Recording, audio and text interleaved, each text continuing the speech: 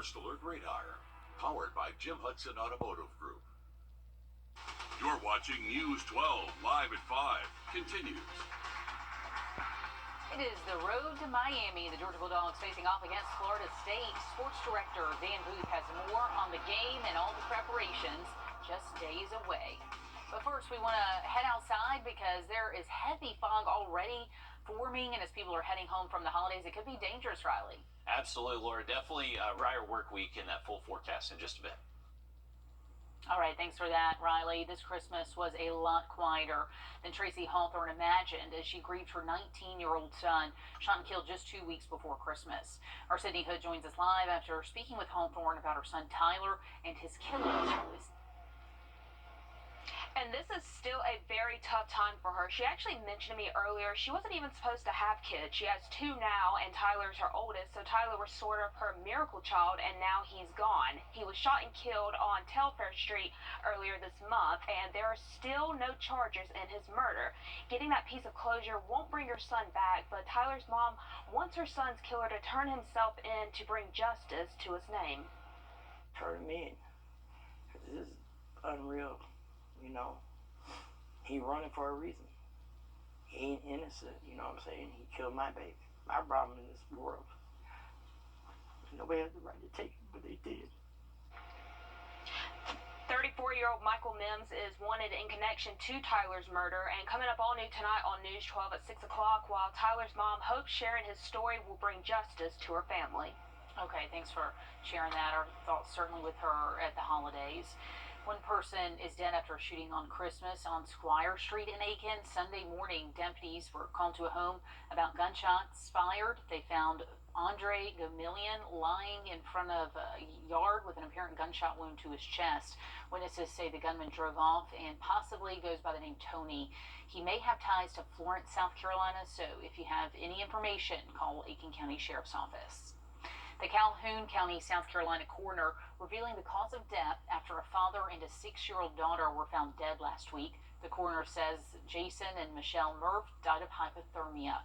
He says that the autopsy results were inconclusive. He made that determination based on the weather. The Murphs were found dead last Monday, just days after they went missing.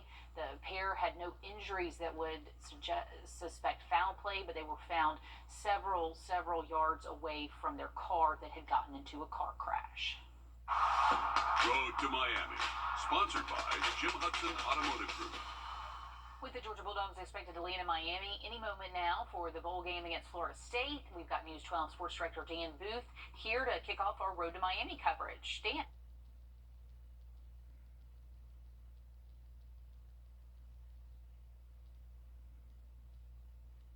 Both Georgia and Florida State are not competing for a national championship this year when they go head-to-head at Hard Rock Stadium on Saturday.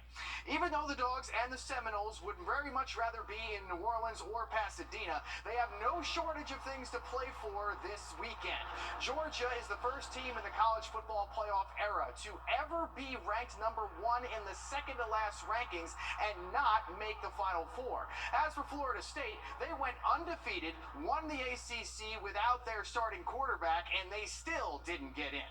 This game is an opportunity for both of these teams to show the committee what they're missing out on. We've tried to make it the same sense of urgency, but there's times that you have to step back and look and take a deep breath and say, we're getting these guys better. We're working really hard. We're buying in. The leadership on this team has been absolutely incredible, because what I hear from other coaches about these type games, it's been a nightmare for them. It has not been a nightmare for us.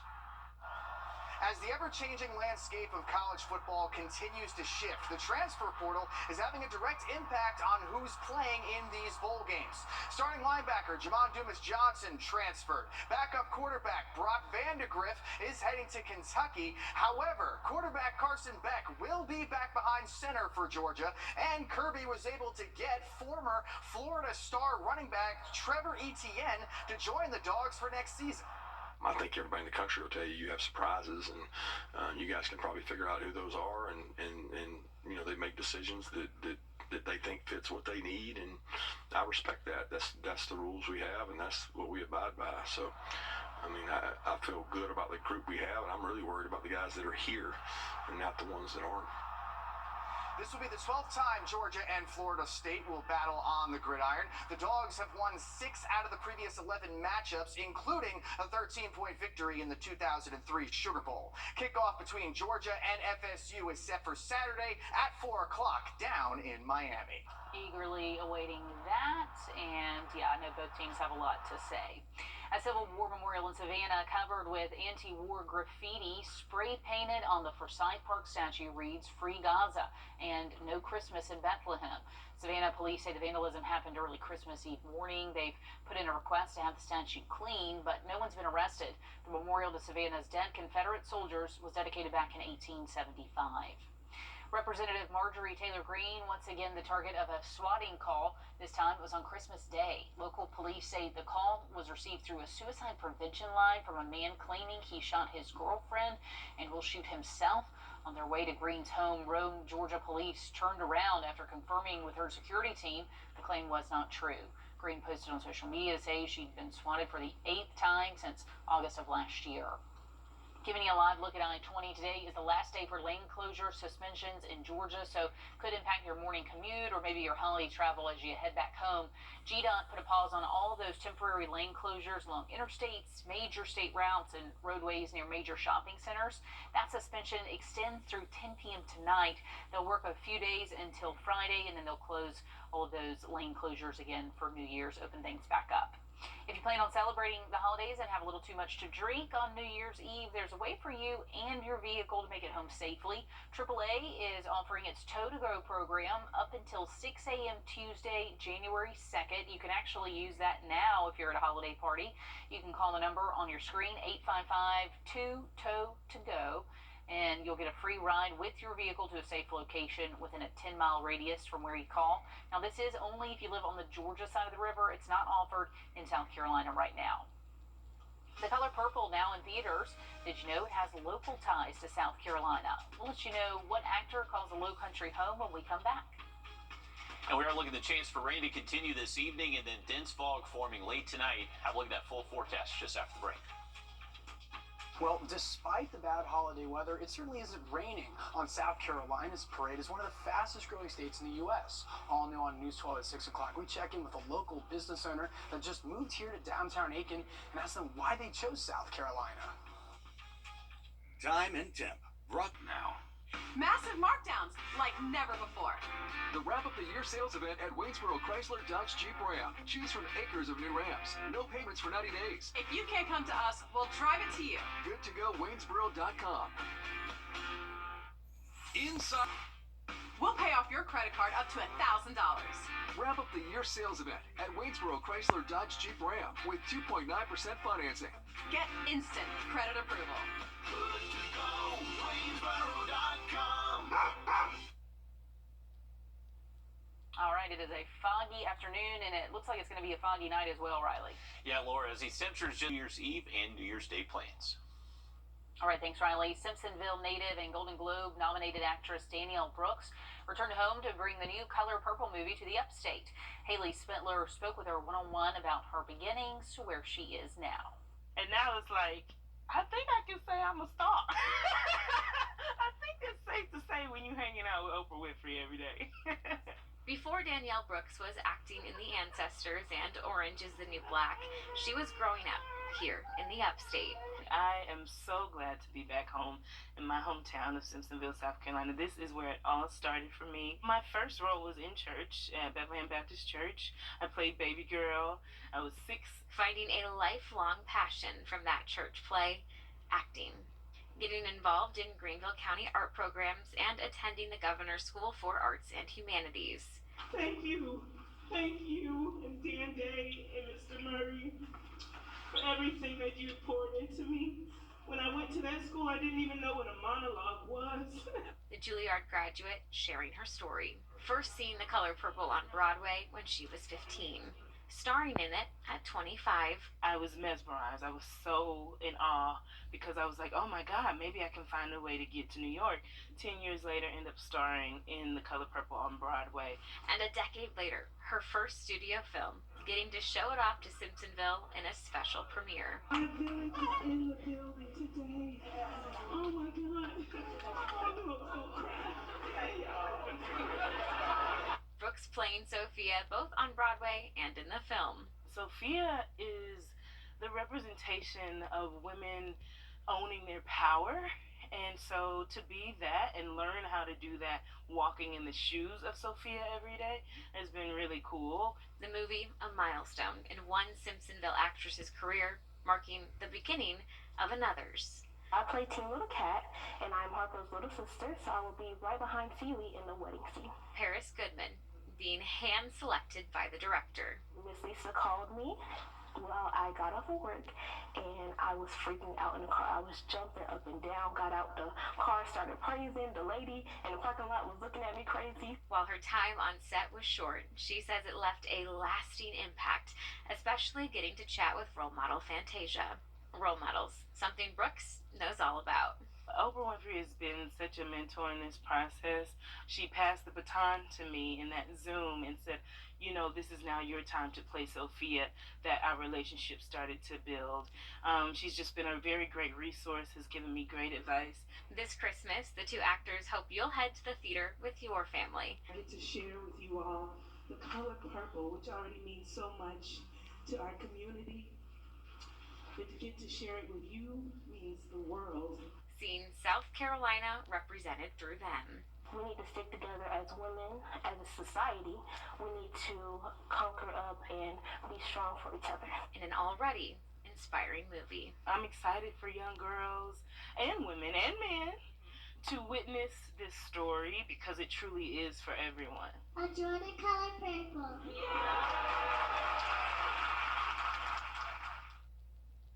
And The Color Purple just hit theaters, so you can go check it out now. It's time to put the Christmas decorations away until next year. And if you do something right now, it's going to make it a lot easier next November to find what you need. I'm Jamie Tucker. Coming up, a simple solution with your smartphone. First Alert Radar, powered by Jim Hudson Automotive Group. There are If you decorate for the holidays, you probably have a big job ahead of you, and maybe you're starting to panic because the walls are closing in. But lights, the tree, the garland, the wreath, they all go back into storage until next year. Consumer tech reporter Jamie Tucker shows us how a package of $15 stickers can make your job easier. What the Tech, sponsored by Augusta Preparatory Day School. A lot of people, when we're putting Christmas decorations away, we just toss them in a bin or a tub. And even if you write what's on the tub, Christmas stuff, it's not going to help that much next year. Well, here's a solution that really works. QR codes. You can pick up a pack of QR code stickers online. This pack of 48 was $16. Here's how they work. The stickers connect to an app that both reads and labels them. It's fairly simple to use. You just place one of the stickers on a storage bin and then scan it with the app. You can label it simply Christmas decorations, or my recommendation is to be more specific. This one will be for Christmas tree lights. We'll mark it in a green storage tub and then place it in the storage room. And then we can summarize what's in the bin and take at least one photo of the contents. This yellow tub holds assorted decorations in random order. Advanced needle threading system. It includes built-in embroidery designs, lettering fonts, and a fun-to-use drag-and-drop feature. Purchase now for only $6.99 with free interest. Visit Jeff's Sewing and Vacuum, taking care of our customers for 33 years. And remember, you get free training for life when you purchase from Jeff's. If you decorate for the holidays, you probably have a big job ahead of you, and maybe you're starting to panic because the walls are closing in. But lights, the tree, the garland, the wreath, they all go back into storage until next year. Consumer tech reporter Jamie Tucker shows us how a package of $15 stickers can make your job easier. What the Tech, sponsored by Augusta Preparatory Day School. A lot of people, when we're putting Christmas decorations away, we just toss them in a bin or a tub. And even if you write what's on the tub, Christmas stuff, it's not going to help that much next year. Well, here's a solution that really works. QR codes. You can pick up a pack of QR code stickers online. This pack of 48 was $16. Here's how they work. The stickers connect to an app that both reads and labels them. It's fairly simple to use. You just place one of the stickers on a storage bin and then scan it with the app. You can label it simply Christmas decorations, or my recommendation is to be more specific. This one will be for Christmas tree lights. We'll mark it in a green storage tub and then place it in the storage room. And then we can summarize what's in the bin and take at least one photo of the contents. This yellow tub holds assorted decorations and random ornaments. So next November, when you're ready to begin decorating, just use your smartphone's camera and the app to see exactly what's inside the bin before taking it down. It's a good idea to do the same with other holiday decorations too. Rather than opening every bin looking for plastic Halloween pumpkins, just scan the code. And you can use these stickers for many other things, such as paint that you use in rooms, or one of my favorite uses, labeling charging bricks. It does take a little work doing it the very first time, but once the tubs or the bins are labeled, it makes it a lot easier come next Thanksgiving when it's time to pull it all out again. That's What the Tech. I'm Jamie Tucker. And those smart label stickers work with all smartphones. They come in all sizes. So if you want to add an extra step, Riley, that is a thing you can do.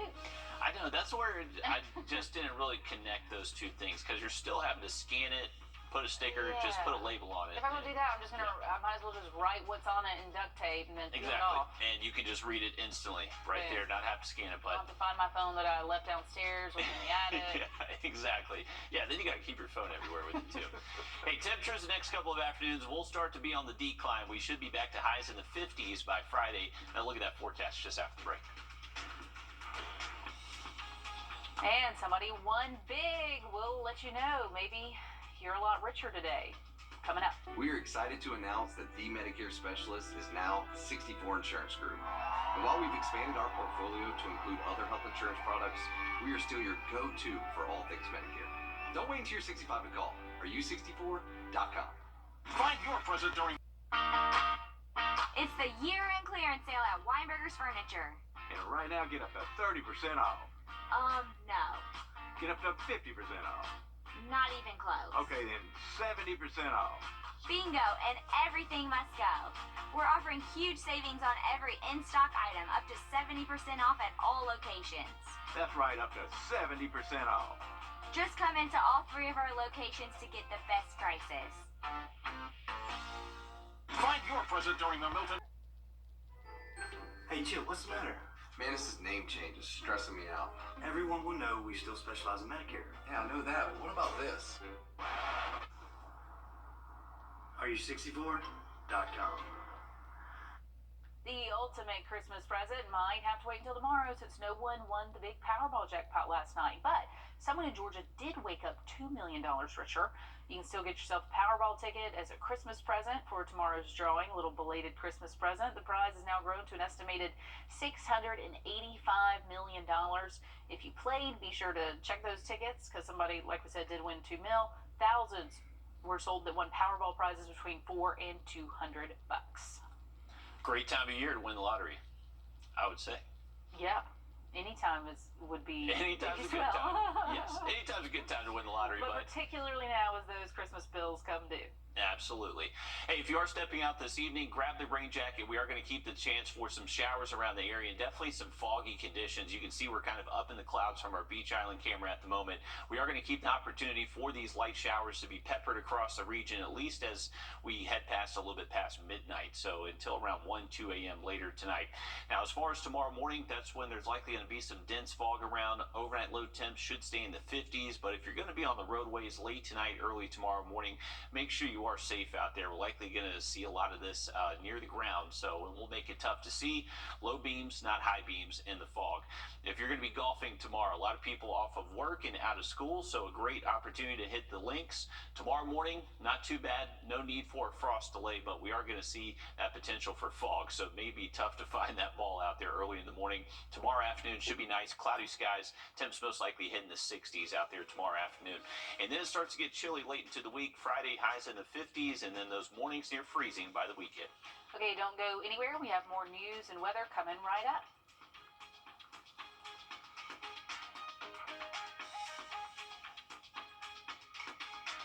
This is not you.